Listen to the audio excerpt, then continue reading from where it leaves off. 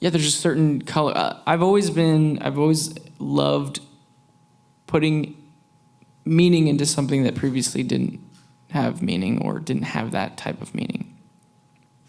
Obviously, you take a color. People use that certain color for all kinds of things. When you use a combination of colors, some people think of certain things, whether it's a brand or a sports team or a restaurant chain. I've always been critical of restaurants' color choices. I actually won't go to some. Font, too. The font, yeah. There's a burger place called Flip Spot in Columbus that's terrible font and color choice. It's right next to GameStop. They're the same fonts and colors. I'm like walking into a GameStop looking for a burger. Get out of here. Anyway, so how did they get to that point where you can think of, oh, red means fast food, or that shape means that brand. I think it's very powerful. It's very exciting to be able to put meaning into something that's the ultimate, empowerment as a creative person, to force meaning into something that didn't have it. So when you think of the color red for Blurryface and the color green and yellow for Trench, it just makes sense to me. That's what I saw when I was writing those songs, and that's kind of the only way I can describe it, I guess. Hi. Hello. Hey. My question is, what was the significance of the 21 Pilots symbol going from the single lines to the double lines? Just cooler.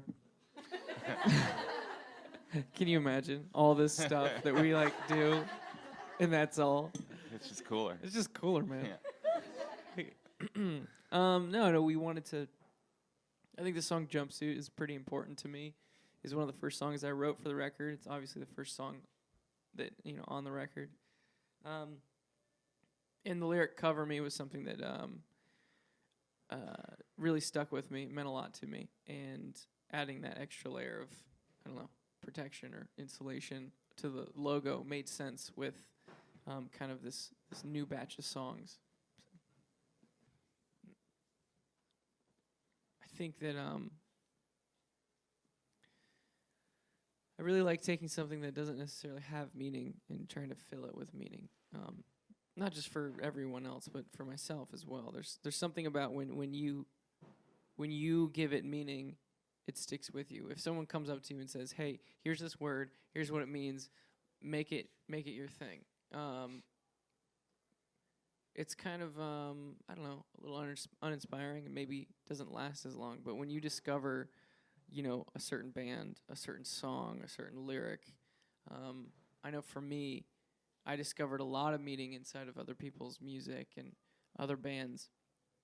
And the idea to be that to anyone else seemed like the ultimate honor. And so we're always looking to try to offer that. And the things you mentioned is like, man, the other thing, it's scary because you don't know if people are just like, that's dumb. So there's that. Obviously, you guys don't think it's dumb, so that's really cool. So I had a lot of Twitter questions for you guys, and a lot of people said, what is Blurryface? Yeah. Is that a reflection on both of you? On you, is it someone that doesn't trust people? Can you just expand on that a little bit? So the new record, it's called Blurryface, and not that this is a concept record, but there is a common thread running throughout, and there's this character. For me, I know, and I've shared this with Josh obviously a lot, and we both kind of have our own version of what the record means to us. But for me, this Blurryface character, I know as an individual, I know what it is that I'm insecure about, like the certain things I don't like about myself, certain things that I don't want people to know, whatever it is. Where my self-awareness starts to become hazy is how do those insecurities affect my day-to-day life? What do I do to compensate for those insecurities? And I really wanted to figure that out and dive into that because I felt like it was an area in my life that needed to be fleshed out and understood. So in order to do that, I kind of came up with this this guy, this character who I gave him a name, a face, and a seat at the table, so I could look across the table, and those are my insecurities, and I could address them as what they are. So this guy then he's got kind of a backstory to him and who he is, and the ultimate goal is to defeat this character. Going into this next cycle, Josh and I had, feeling a lot of the pressure, maybe a lot of doubt of who we are, what we're trying to do, whether or not what we're going to do next is good enough. Whatever hype there was after the first record, trying to follow it up. There's just that everyone talks about the sophomore slump thing, and it starts to get to you. And I think that focusing on this guy helped me block all that out.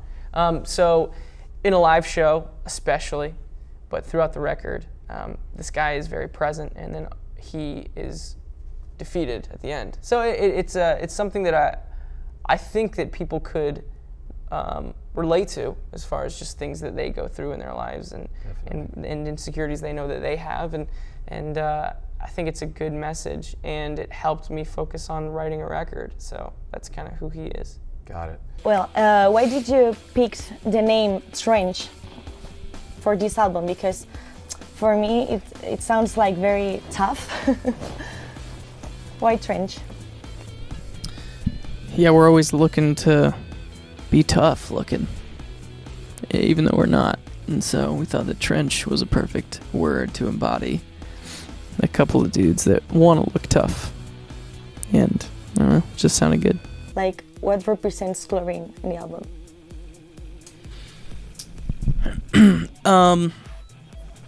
Yeah, Chlorine was a song that I was working on as I was working through a few things, and I just like the concept of what the chemical does. It can be very harmful, and yet it can be very useful. And in a sense, it's kind of what happens when you work on music. You can either hurt the song or help it.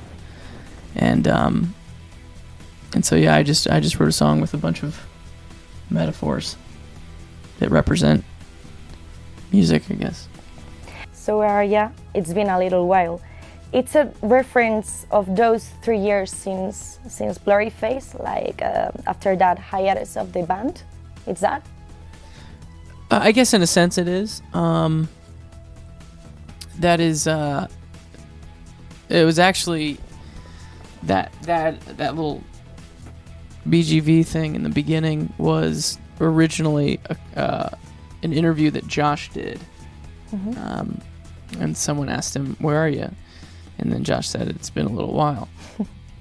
And then we realized we didn't want to take someone else's audio from some other radio station, and so we just made it ourselves. And so then we replaced it with me saying, "Where are you?" And then Paul said, "It's been a little while." And so, did you know that? Yeah.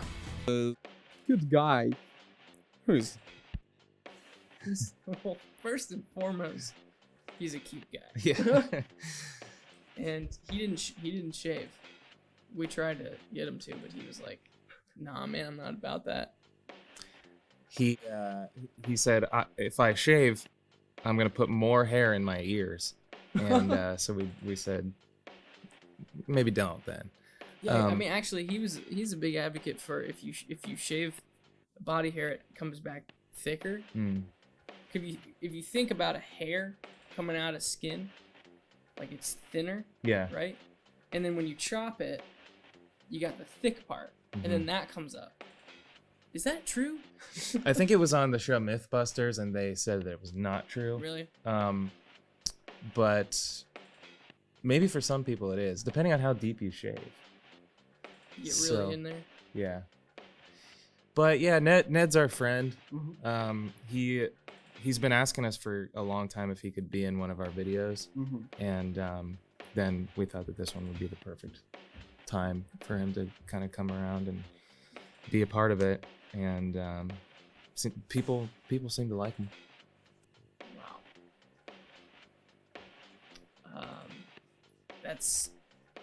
That's hard to explain quickly. We have time before your gig. For your Yeah. With the mic Plenty still of out. time. Yeah. Do you want me to hold this for you?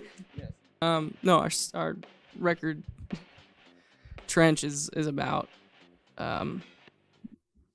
it's really hard to describe. So I do you have like a funnier question to ask us? Okay. Yeah. Records. Yeah. And I'm wondering if, like, what comes first, the concept and then the song, or the song and the concept? Because it seems like if you're sitting there going, like, I have to write another concept record, I got to follow the story, but that could be somewhat limiting. Yeah, I know.